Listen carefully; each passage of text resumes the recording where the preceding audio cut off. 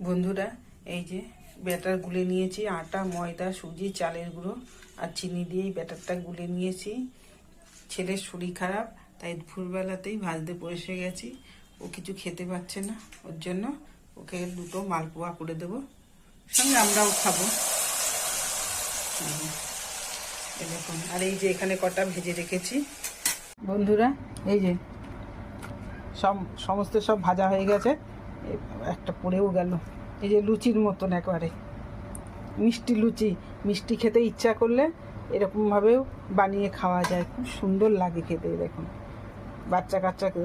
বাচ্চাদেরও বানিয়ে দেওয়া যায়, বড়রাও খাওয়া যায়, সুন্দর হয়েছে। দেখুন, একটা একটা করে দেখাচ্ছি। দেখুন, খুবই সুন্দর হয়েছে।